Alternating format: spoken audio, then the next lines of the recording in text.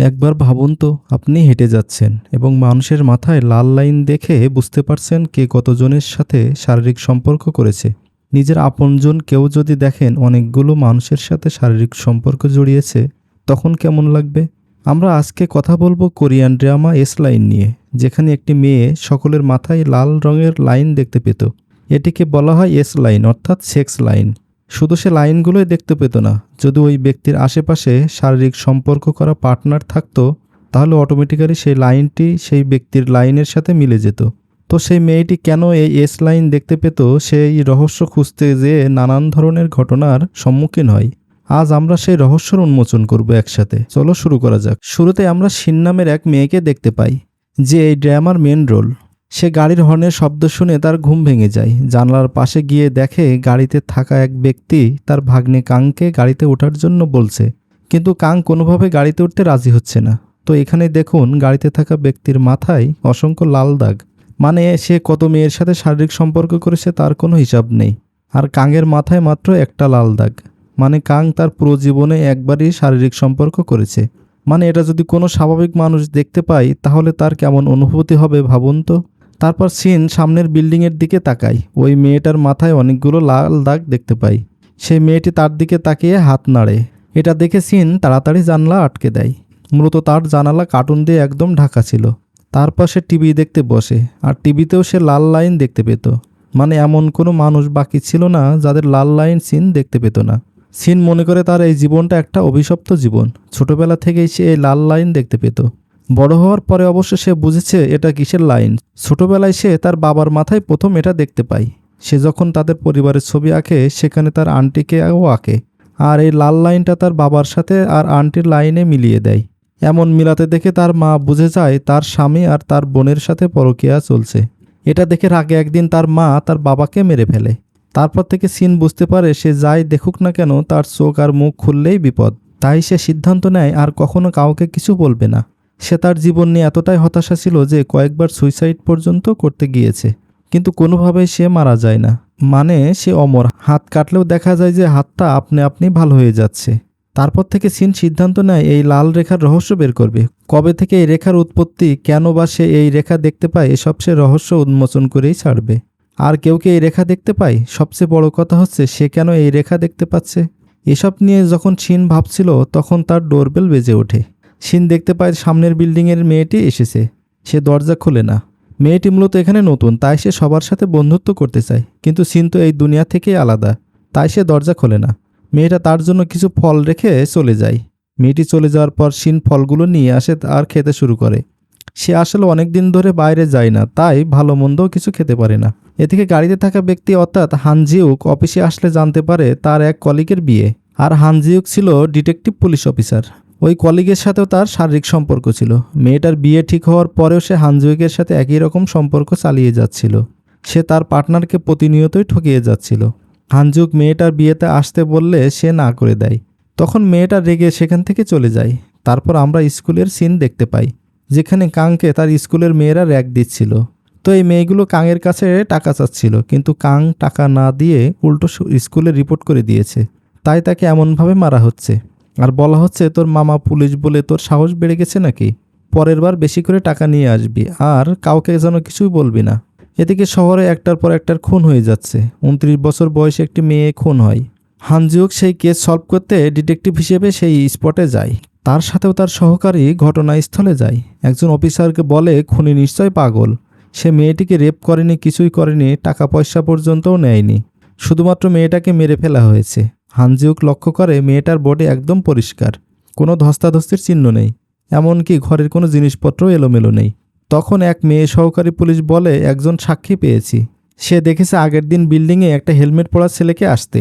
তারা ধারণা করেছিল এটা কোনো ডেলিভারি ম্যান, কারণ মেয়েটি প্রায় হোটেল থেকে খাবার অর্ডার করত। এদিকে নতুন মেয়েটি আবার সিনকে ফল দিয়ে যায়। এবার ফলের সাথে একটা চিরকুটও দেয়। মেয়েটা আসলে বন্ধুসুলভ, সে সিনের সাথে বন্ধুত্ব করতে চাইছে। সিন তখন টিভিতে মার্ডারের খবরটি দেখছিল। তখন সে একটা ছেলের মাথায় মাত্র একটা লাল লাইন দেখতে পায়। মানে একজন পুরুষের মাথায় আজকালকার যুগে মাত্র একটা লাইন দেখে সিন অবাক হয়ে যায়। সে ভাবে কোনোভাবে কি এই কেসের সাথে এই ছেলেটি জড়িত। রাতে সিন জানালা দিয়ে দেখতে পায় হেলমেট পরা একটা ছেলে নতুন মেয়েটার রুমে যাচ্ছে। সে ভেবে নেয় ছেলেটা এই মেয়েটাকেও মেরে ফেলবে। তাই সে তখনই পুলিশকে ফোন করে খুনের কথা বলে, কিন্তু তাকে অবাক করে দিয়ে দুজনে শারীরিক সম্পর্কে জড়িয়ে পড়ে। সিন ফোন রেখে দেয় আর তার মাথা গরম হয়ে যায়। মানে স্বাভাবিক কোনো মানুষের পক্ষে এমন লাল অদ্ভুত লাইন দেখা কতটা যন্ত্রণাদায়ক সেটা শুধুমাত্র সিনই বুঝতে পারে। এদিকে কাঙের স্কুলের কাভার্ডে র্যাক দেওয়া মেয়েগুলো তল্লাশি চালায়, কারণ কাং কয়েকদিন ধরে স্কুলে আসছে না। তারা একটা কাপড় আর একটা চিরকুট খুঁজে পায়। আর এদিকে কাং তার মামার কাছে যে টাকা চাচ্ছিল। হানজু কাংকে জিজ্ঞেস করে কোনো সমস্যা কিনা। তখন সে কাংয়ের হাতের দাগগুলো দেখতে পায়। দাগগুলো সম্পর্কে জিজ্ঞেস করলে কাং সেখান থেকে চলে যায়। এদিকে সহকারী ডিটেকটিভ জিউকে ফোন দিয়ে বলে গতকাল রাতে তার বাসার সামনের বিল্ডিং থেকে একটা মেয়ে ফোন করে জানায় হেলমেট পরার লোক একটা মেয়েকে মারতে যাচ্ছে। তারা ছাড়া তো হেলমেটের কথা আর কারোরই জানার কথা না। তাহলে এই মেয়েটা জানলো কি করে? তদন্ত করতে হানজিউ সিনের ফ্ল্যাটে আসে। সিন হানজিউকের মাথায় এতগুলো লাল লাইন দেখতে পেয়ে তাকে গালি দেয়। হানজিউক ডোরবেল দিয়ে বলে আমি পুলিশ অফিসার, দরজা খুলুন। কিন্তু সিন কোনোভাবেই দরজা খুলে না। তখন উপরের ফ্ল্যাট থেকে একটা ছেলে নেমে আসে আর বলে এই মেয়েকে ডেকে লাভ নেই, ও কখনোই বাইরে আসে না, আর তার ময়লা ফালানোর লোকই তো খুঁজে পাওয়া যায় না। এটা বলে সে চলে যায়। হানজিউক তখন সিনকে কনভিন্স করার চেষ্টা করে যে আগের রাতে সে কি দেখেছিল। এবার সিন একটু দরজা ফাঁক করে বলে আমি লোকটাকে দেখে ভেবেছিলাম উনি হয়তো খুনি, তাই পুলিশের কাছে ফোন দিয়েছিলাম, কিন্তু লোকটা আসলে ওই মেয়ের বয়ফ্রেন্ড ছিল। আমার ভুল হয়ে গেছে, আমি আর কিছু জানি না। এটা বলে সে দরজা বন্ধ করে দেয়। এদিকে কাংকে মেসেজ পাঠানো হয় কালকে যেন স্কুলে অনেকগুলো টাকা নিয়ে আসে। এখন সে টাকা কই পাবে? তখন সে দেখতে পায় একজন মহিলা এটিএম বুথ থেকে টাকা উঠিয়ে নিয়ে যাচ্ছিল। সে মহিলাটার কাছ থেকে টাকা ছিনতাই করার জন্য তার পিছু পিছু এগিয়ে যায়, কিন্তু শেষে অনেক মানুষজন থাকার ফলে সে আর ছিনতাই করতে পারে না। এদিকে হানজুক আর তার সহকারী এই কেসের তদন্ত করে জানতে পারে জিমিন নামের এই ব্যক্তি এই কেসের সাথে জড়িত। এমনকি আগে যে মহিলা খুন হয়েছে তার সাথেও জিমিনের কানেকশন ছিল। হানজিউকের মনে পড়ে সিনের উপরের ফ্ল্যাট থেকে জিমিন নেমে এসেছিল, তার সাথেও কথা বলেছিল। সে এটা তার সহকারীকে জানায়। তখন তার মোবাইলে একটা ফোন আসে আর সে তাড়াতাড়ি হসপিটালে ছুটে যায়। মূলত এই হসপিটালে তার বাবা ভর্তি। সে ছাদে গিয়ে দেখতে পায় একজন বৃদ্ধ লোক ছাদের কিনারায় দাঁড়িয়ে আছে। তখন কিছু নার্স এসে লোকটিকে বাঁচিয়ে নেয়। অন্যদিকে হানজিউকের সহকারী জিমিনের ফ্ল্যাটে আসে। সে এসে দেখতে পায় জিমিনের দরজা খোলা। তখন সে ভিতরে যায়, কিন্তু ভিতরটা একদম অন্ধকার ছিল। সে লক্ষ্য করে জিমিনের ঘরটা অদ্ভুত, আর ঘরে আজব আজব সব যন্ত্রপাতি রাখা, আর সারা ঘরে অদ্ভুত সব আঁকাআঁকি। লাল লাইন এঁকে পুরো ঘর ভরে ফেলা হয়েছে। তখন সে হানজিউকে ফোন দেয় আর বলে আমরা যেটা সন্দেহ করছিলাম সেটাই, লোকটির মাঝে অবশ্যই ঘাপলা আছে। এটা বলতেই সে দেখতে পায় জিমিন তার পাশে দাঁড়িয়ে আছে, আর তখন উল্টাপাল্টাভাবে তাকে আঘাত করে দড়ি দিয়ে বেঁধে ফেলে। তারপর জিমিন হেলমেট পরে সেই নতুন ভাড়াটিয়ার ফ্ল্যাটের দিকে যায়। সিন তখন বাইরের ধস্তাধস্তি শব্দ শুনে জানালা দিয়ে হেলমেট পরা ছেলেটিকে দেখতে পাই, আর এটাও দেখে যে এই ছেলের মাথায় শুধুমাত্র একটি দাগ। গতকাল এই ছেলেটার মাথায় দুটো দাগ ছিল, সুতরাং গতকালের ছেলে এই ছেলেটি না। এবার সিন সাহস করে রান্নাঘরের ছুরি নিয়ে বেরিয়ে পড়ে। এদিকে জিমিনও সিনের মতো লাল লাইন দেখতে পেত, আর মেয়েটার লাল লাইনগুলো দেখে সে মেয়েটাকে মারার জন্য ঝাঁপিয়ে পড়ে। তখন সিন সেখানে চলে আসে। সিন সেখানে এসেছে ঠিকই, কিন্তু সে জিমিনকে মারতে যেতে পারছে না, কারণ সিনের এতটা সাহস নেই। বরং সিনকে দেখে জিমিন সিনের পেটে ছুরি ঢুকিয়ে দেয়, কিন্তু সিন দূরে গিয়ে ছিটকে পড়লে জিমিন আবারও মেয়েটার উপর ঝাঁপিয়ে পড়ে। সিন লক্ষ্য করে জিমিনের চশমা খুলে যাওয়াতে সে অদ্ভুতভাবে তাকাচ্ছিল, আর তাড়াতাড়ি চশমাটাও পরে নেয়। তারপর হাসে।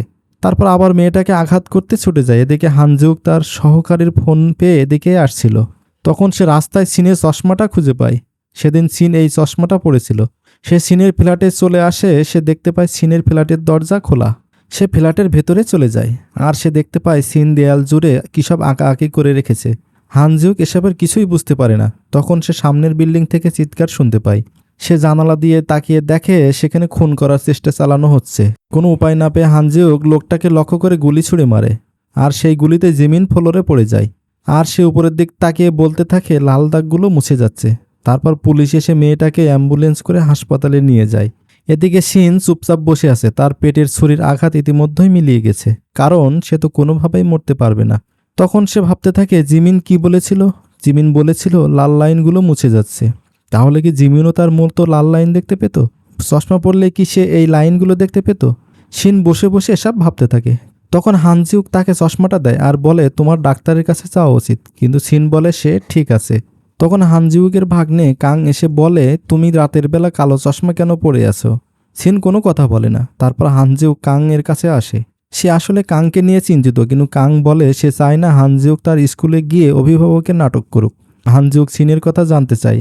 কাং শিনকে কিভাবে চিনে সেটা জানতে চাইলে কাং বলে আমরা একই স্কুলে পড়তাম, তাই একে অপরকে চিনি। ছোটবেলায় তার মা তার বাবাকে খুন করে ফেলেছিল।